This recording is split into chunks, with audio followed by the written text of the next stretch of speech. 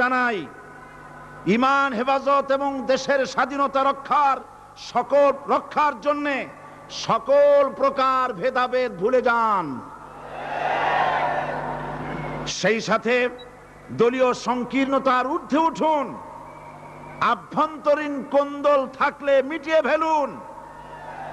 একমাত্র মুসলমান পরিচয়ে কাঁধে কাঁধ মিলিয়ে দাঁড়ান আর ঐক্যবদ্ধ হয়ে কোরআনের আন্দোলনকে, কোরআন প্রতিষ্ঠার আন্দোলনে ঝাঁপিয়ে পড়ুন। সকলকেই মনে রাখতে হবে কাফের, মুশরিক, মুনাফিকদের অধীনে গোলামীর জিন্দেগির চাইতে ঈমান হেফাজত এবং স্বাধীনতা রক্ষার জিহাদে শরীক হয়ে শাহাদাতের মৃত্যু হাজার গুণে শ্রেয়।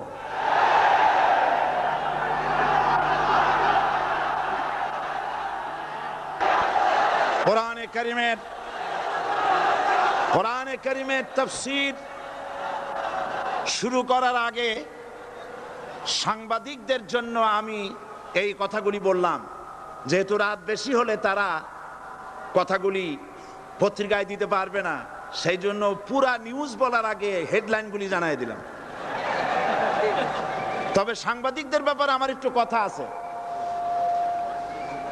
সেই কথা হচ্ছে, সাংবাদিকতা মহান পেশা। সব সময় আমরা সম্বোধন করি সাংবাদিক বন্ধুগণ, আমরা জাতির বিবেক তাদেরকে মনে করি, ঠিক কিনা বলেন?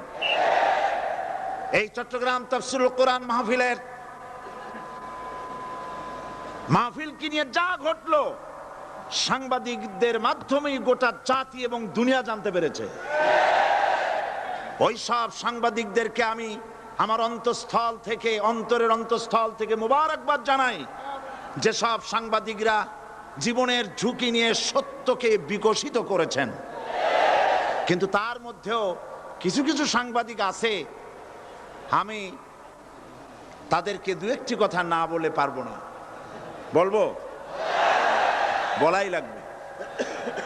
তার মধ্যে একটি পত্রিকা, যার নাম জনকণ্ঠ ওরফে রকণ্ঠ, এই পত্রিকাটি আজ